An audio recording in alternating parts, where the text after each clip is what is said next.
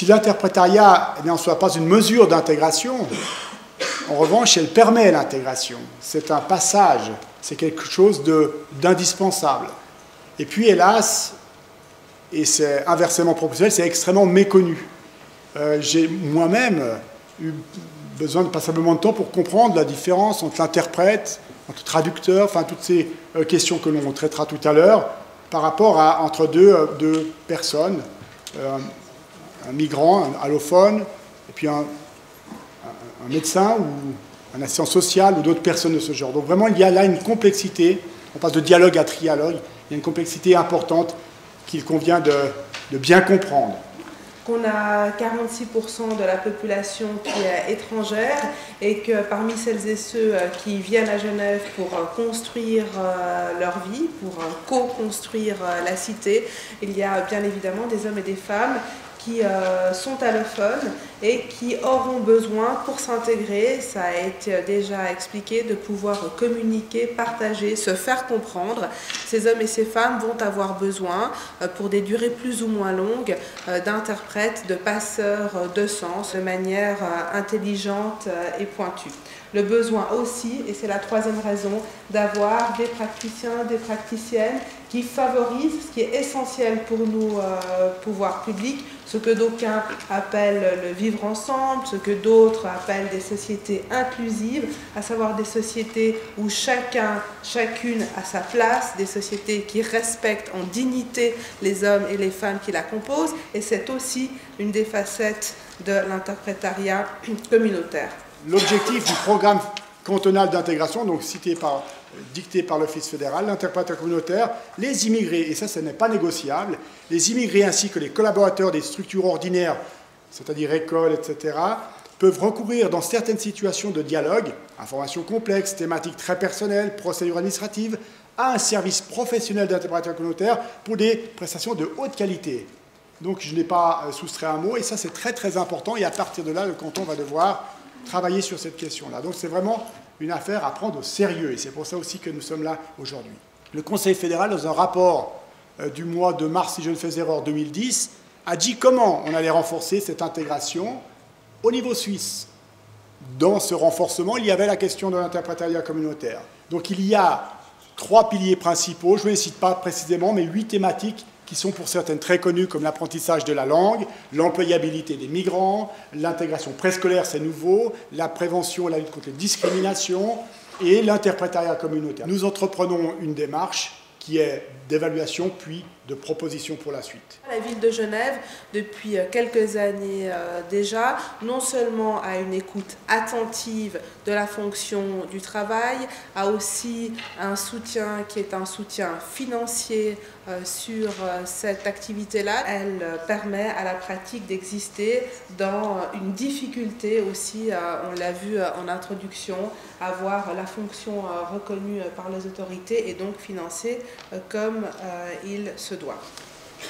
Vous avez peut-être déjà vu ce schéma à droite en gris, c'est le but de la stratégie. Donc, la population migrante a les mêmes chances que la population autochtone d'exploiter son potentiel de santé. Selon le monitoring de l'état de santé de la population migrante en Suisse qui a été fait en 2010, au moins un tiers des personnes étrangères parlent peu ou mal une langue nationale. Beaucoup de personnes communiquent dans une langue qu'ils parlent mal et comprennent peu quand ils vont à l'hôpital ou quand ils vont chez le médecin. Avec des barrières linguistiques, il y a plus de malentendus, il y a davantage de consultations, davantage d'examens, davantage d'hospitalisations, des séjours hospitaliers prolongés, tout ça, ça coûte. Mais il y a aussi l'état de santé qui s'améliore quand il n'y a pas de barrière linguistique. Si l'on évite le traitement tardif et moins adéquat, si on aura une évolution négative de la maladie qui est moindre, et la détérioration de l'état de la santé sera aussi moindre. Donc, tout ça coûte moins. Conclusion.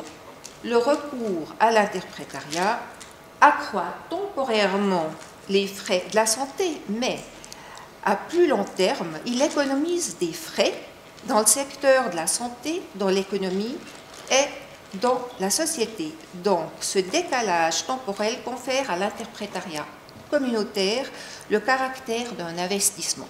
Ils sont tous issus de la migration et sont de première ou de seconde génération.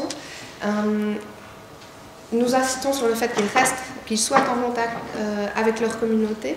Bien sûr, nous demandons une maîtrise des langues interprétées et françaises. Les compétences de médiation culturelle également, c'est-à-dire que ce sont des personnes qui sont bien intégrées à Genève, qui ont des bonnes connaissances des institutions genevoises ainsi que des différences socioculturelles entre Genève et leur lieu d'origine, ce qui leur permet d'intervenir également en tant que médiateur culturel, c'est-à-dire de traduire au-delà du mot à mot et donc d'informer sur les différences culturelles pour prévenir d'éventuels malentendus, d'éventuels conflits. La mission des HUG est d'accueillir toute personne qui requiert des soins sans discrimination, donc sans discrimination par rapport à sa maladie, par rapport à sa culture et sa langue. Chaque département médical doit payer de son propre budget ses frais d'interprétariat. Et donc cette situation crée des grandes variations en termes de leur pratique face à la barrière linguistique. Et donc cette situation entrave aussi la mission de l'hôpital d'assurer une qualité de soins égale pour tous les patients. Une autre enquête qu'on a faite en 2010 a montré que l'utilisation des interprètes non formés, essentiellement les proches et aussi des collaborateurs bilingues, reste très, voire trop fréquente, et probablement en partie pour des questions pratiques, mais aussi à cause des pressions budgétaires. Donc, si j'ai un message à donner, c'est vraiment que la question du financement est au premier plan pour nous. Et je trouve que la bonne volonté des HUG d'assurer une prise en charge égale pour tous les patients et d'assurer une communication adéquate avec les patients allophones se heurte contre ces pressions budgétaires qui sont de plus en plus importantes. Prise en charge psychologique, qui a accès aux soins, qui prend en charge les nouveaux arrivants, qui prend en charge les patients allophones, alors qui a accès à des traitements sur le long cours, parce que quand il y a une urgence, c'est évident, il y a tout ce qu'il faut, mais sur le long cours, ce n'est peut-être pas le cas. Alors c'est de nouveau vraiment des questions. Quel est le coût de cette prise en charge ? Dans le milieu hospitalier, on a vu alors que c'est pas si simple, hein, mais malgré tout, ça rentre dans les frais de la collectivité. C'est pris sur les budgets, bien sûr, des différents groupes, mais ça reste quand même des budgets qui sont semi-publics, ou en tout cas pluriel et appartenance. C'est l'association qui cherche des fonds pour pouvoir répondre à ces besoins. Il y a un certain nombre d'affirmations du Conseil d'État là-dessus. Donc la valorisation du rôle de l'interprétariat dans le processus d'intégration, l'évaluation, voir si l'offre actuelle répond à tous les besoins des services demandeurs et permet de couvrir les situations complexes auxquelles ils sont confrontés, évaluation de la qualité et du contenu de la formation. Et finalement, le Conseil d'État dit qu'il faut garantir un accès aux services demandeurs, nonobstant son coût. Donc effectivement, là, c'est les défis 2014. L'intérêt, le gain qu'on a à faire appel à un interprète professionnel plutôt qu'à un interprète non professionnel, un interprète ad hoc ou un interprète qui ferait partie de la famille, comme on a vu dans le petit film. En dépit du fait que la formation des interprètes a bien progressé, a évolué, eh bien, les travaux nous montrent de manière récurrente le recours à un interprète professionnel, dans les faits, ne s'observe encore pas assez suffisamment. Et dans cette étude, on dit que seulement dans 20% des cas, on fait appel à un interprète professionnel versus 80% des situations où on fait encore appel à un interprète ad hoc, comme on dit. Quelle est la raison de ça? Bien sûr, il y a les raisons budgétaires, il y a des raisons organisationnelles, et il y a aussi des questions qui tiennent à la résistance ou au manque de formation des professionnels qui encore pensent que c'est encombrant non seulement d'organiser, mais de travailler avec ce tiers. C'est que le réseau d'interprètes existe, mais qu'il n'y a pas encore de reconnaissance de l'interprétariat comme profession paramédicale dans le domaine médical. Je pense que si on veut amener à ce qu'il y ait une reconnaissance en tant que paramédical, puisque vous intervenez dans les thérapies, dans les relations médicales, il faudrait améliorer les possibilités de formation de l'interprète, mais aussi de l'intervenant. Et je crois que l'intervenant est souvent oublié. On a des psychiatres qui disent encore très souvent on ne peut pas faire de psychiatrie avec interprète. Si on reste sur le modèle du dialogue, effectivement, on ne peut pas. Mais si on va dans le modèle du trialogue, où on incorpore dans la stratégie thérapeutique les compétences que peut apporter l'interprète bien formé, à ce moment-là, on a un potentiel, comme Madame Bellet qui disait, qui est enrichi toutes les possibilités thérapeutiques. Shakiba Marcolin, comme on le disait, c'est l'une des plus anciennes, c'est la plus ancienne interprète, c'est juste? Oui, parmi les anciennes, oui. Et puis, c'est un parcours qui va vous illustrer aussi l'évolution de ce métier. Alors peut-être, première question, comment est-ce que vous arrivez dans l'interprétariat communautaire? Alors, voilà. Bonjour. Moi, je suis arrivée à l'interprétariat à travers mes études, parce que je faisais des enquêtes sur les femmes migrantes dans mon travail de recherche à l'université. Et puis comme ça, j'ai commencé à côtoyer des femmes migrantes en France, en Belgique. Puis quand je suis arrivée à Genève, j'ai côtoyé des femmes réfugiées. Et après, petit à petit, donc, je commençais à faire du bénévolat pour ces personnes. Et puis après, quand le service est structuré, donc j'étais parmi les personnes à traduire donc, sur Genève. C'est une jolie profession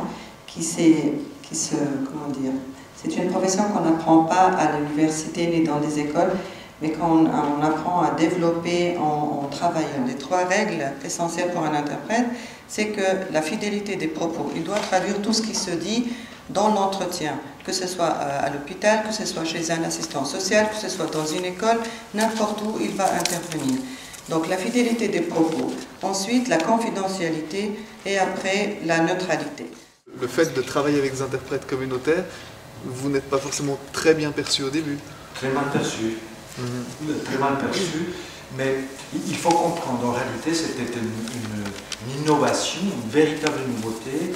Et à l'époque, je pense, si on observe rétrospectivement, il y avait un modèle dominant, un modèle X, en particulier en psychiatrie, et une tierce personne, cette triangulation, c'était exclu. Basiquement, c'était exclu. Il faudrait vraiment faire plus appel aux interprètes comme des professionnels dans le cadre de construction, justement, de projets de prévention. Quand on pense des projets pour les migrants, je pense que ça vaut la peine d'entendre les interprètes et de les intégrer dans le projet, parce que c'est des moteurs très importants. Nous, on l'a vu avec Enceinte à Genève, c'est quand même elle, après, bon, on travaille avec des femmes, c'est pour ça que je dis elle, hein, mais c'est elles qui en parlent, c'est elles qui sont en contact avec les gens allophones, c'est elles qui racontent le projet, et puis qui finalement, ou le programme, et puis qui finalement encouragent les gens aussi à y participer. Les efforts, ils sont effectivement sur la sensibilisation des professionnels, sous différentes formes, y compris dans les formations de base, de champ professionnel. On a aussi peut-être mobilisé l'HEP, tous les enseignants en formation doivent aussi recevoir au moins 1 heure sur ces questions-là. Là aussi, ça évolue. On commence à avoir des heures dans les cursus sur l'interculturalité, encore pas sur l'interprétariat communautaire, mais au moins sur l'interculturalité. Juste, je te rejoins, qu'ils ont besoin peut-être aussi de formation. Et je rejoins Alfredo par rapport à la formation post-grad sur l'interculturel et l'utilisation d'interprètes pour les gens qui seront amenés à travailler avec des migrants. continuer dans cette direction de sensibilisation, de formation, de collaboration et d'échange entre toutes les institutions, petites ou grandes, avec les services d'interprétariat communautaire. Comment on continue? Moi, j'aimais bien cette idée de l'extension du domaine de l'interprétariat. Je crois que c'est Madame Salerno qui disait, mais à la gym, enfin, il n'y a pas que le... Parce que moi, je disais, mais il n'y a que le médical, ou quoi? Enfin, il y a... La société entière, elle est pétrie de cette interculturalité. Donc comment on va au-delà du symptôme, au-delà du médical pour faire de l'interprétariat préventif finalement, avant qu'on soit dans le symptôme. Donc ça, je trouvais ça hyper séduisant, hyper ambitieux. Comment on fait mieux connaître? Donc là, je me suis dit, bah, ça c'est déjà super, on est déjà pas mal. Il y a appartenance, il y a beaucoup de gens. Comment on se met ensemble? Et puis, j'avais encore une chose, mais je m'en souviens peut-être plus. Comment on va boire un verre? Je vous remercie et puis merci pour ce temps.